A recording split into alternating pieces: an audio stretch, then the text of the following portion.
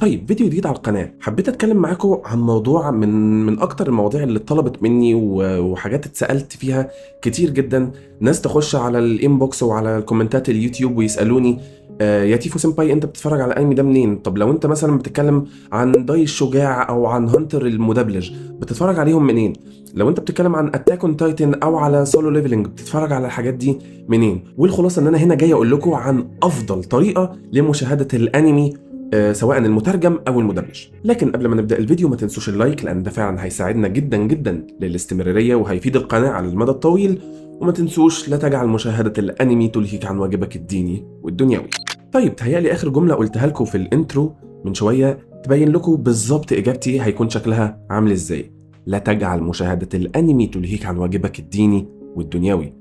ولكن خلونا نركز عن جانبنا وواجبنا الديني من شوية. طيب خلونا هنا نحطها ستيبل في القناة وحاجة عمرنا ما هنحيد عنها أبدا بإذن الله، وهو إن إحنا هنا عمرنا ما بندعو للقرصنة، عمرنا ما بنروج لها. أي تطبيق مش رسمي ومش قانوني ومش أساسي عمري ما هقولك عليه. أنا عارف إن أنت هنا داخل على الفيديو ده ومستنيني أقولك على أكثر المواقع اللي تقدر تشوف فيها الأنمي فور فري، وفي مواقع قانونية فور فري. بس انا عارف انت عايز انه ابليكيشنز، عارف انت عايز انه مواقع، عارف الحاجات الكواليتي اللي انت بتدور عليها، وعشان النت برضه وعشان الحاجات دي كلها. انا عارف ده كله وانا مش جاي انولك الاجابه اللي انت عايزها. انا جاي اقول لك الاجابه اللي ترضي ربي وترضي ضميري قدام نفسي وانام مستريح وانا بقول لك الاجابه دي في الاخر. هتسالني انا بتفرج على الانمي منين؟ هقول لك مفيش غير حاجات معينه بس بحد ذاتها. لو انت بتتفرج على الانمي المدبلج ومهووس عندك منصتين، بل عندك الاربع منصات. هما الاربع منصات دول افضل 4 منصات تقدر تتفرج عليهم على انمي، ومش هقولك على حاجه غيرهم. واي حد يقولك على حاجه غير الاربع منصات دول يبقى بيضللك وبيكذب عليك ويبقى عايزك تسهى عن واجبك الديني وواجبك الدنيوي. صناع العمل مش عاملين الحاجات دي عشان انت تتفرج عليها ببلاش. صناع العمل عاملين الحاجات دي عشان يتكسبوا منها، ده رزقهم. بينزلوا الحاجات دي على التلفزيون الياباني، لكن تعاقداتهم مع المواقع الرسمية القانونية لعرض المحتوى ده برضو بتبقى بفلوس.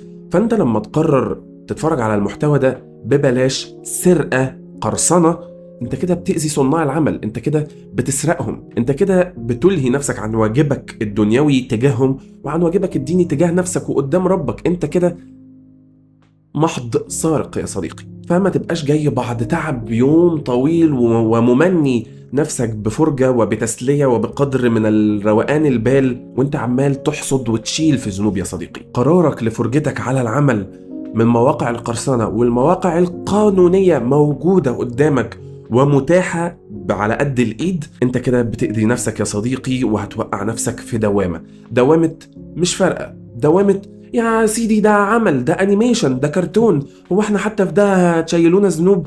الحلال حلال والحرام حرام، ده باين وده باين. طيب وعشان خلاص اجاوب على سؤالكم بشكل فاينل، انا بتفرج على الاعمال منين؟ هم عندي 4 منصات مش بطلع براهم وبلاقي عليهم كل حاجة انا نفسي عليها ونفسي اتفرج عليها.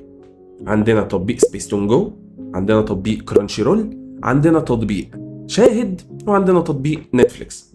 وما تخافش لو انت من مقاطعين نتفليكس هتلاقي كل حاجة عليها. 90% من الحاجات اللي موجودة على نتفليكس موجودة على مواقع تانية. لو انت بتتكلم على دراجون بول دايما موجود على نتفليكس، موجود على كرانشي رول. لو انت بتتكلم على دان موجود على نتفليكس وموجود على كرانشي رول. لكن نرجع برضو لإجابة السؤال من البداية، هتلاقي عندك ابليكيشن زي سبيس تون جو غني جدا جدا بالمحتوى المدبلج، عليه اغلب حاجات سبيس تون اللي انت بتحبها. هتلاقي عليه حاجات زي هانتر اكس هانتر متدبلج كامل وموجود، هتلاقي دراجون بول سوبر متدبلج كامل وموجود، هتلاقي المحقق كونان موجود وبيعرض بالتزامن مع اليابان، بيعرض بالدبلجه العربي بالتزامن مع اليابان، وهتلاقيهم مستمرين في دبلجه الاجزاء القديمه زي الجزء العاشر مثلا، ودلوقتي بقى الجزء ال11 على ما اظن. وبداوا خلاص ينظموا التطبيق بتاعهم من جوه، ما بقتش الحاجات زحمه زي الاول. ما بقاش في مثلا كونان الجزء الاول الثاني الثالث الرابع مش عارف، بقى في خانات مقننه شويه للاعمال دي، فالتطبيق بقى احسن بكتير من جوه. ومدى بعد مدى بيطوروا من سلاسه تجربه التطبيق ده.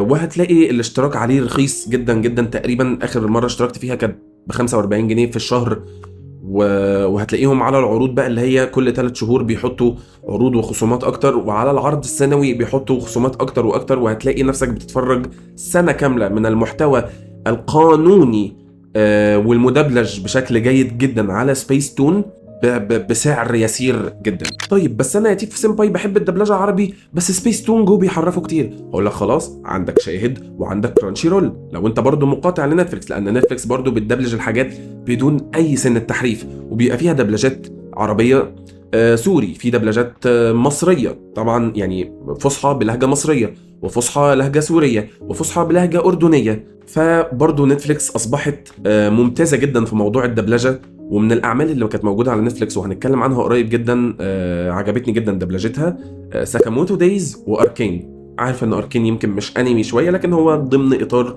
الشيء اللي احنا بنحب نتكلم عنه. هتروح لكرانشي رول هتلاقي انميات مدبلجه زي تاتي نيوشا، هتلاقي دكتور ستون، هتلاقي موب سايكو، هتلاقي That time I got reincarnated as a slime. لا، عليها حاجات حلوة كتير مدبلجة، طبعا مش كتير بالشكل اللي احنا بنتمناه، لكن عليها حاجات مدبلجة. لكن طبعا هي المنصة الأساسية والرسمية لعرض الأنمي الياباني. سولو ليفلينج هناك، أتاك أون تايتن هناك، حاجات كتير، دراجون بول دايما بيعرض هناك. لا كرانشي رول هي الواي تو جو. يعني لو انت عايز تسيب كل المنصات، ولو انت بقى اوتاكو وعايز تتفرج على انمي، وبتسالني يا تيفو سمباي اتفرج على الانمي الياباني المترجم منين، هقول لك عليكم على كرانشي رول وانت مغمض. من فتره تقريبا سعر اشتراكاتهم ابتدى يغلى، لكن اظن ان هو برضو مازال متاح جدا جدا جدا وعلى قد الايد، وفي الفئه السعريه اللي انت تقدر تتحملها.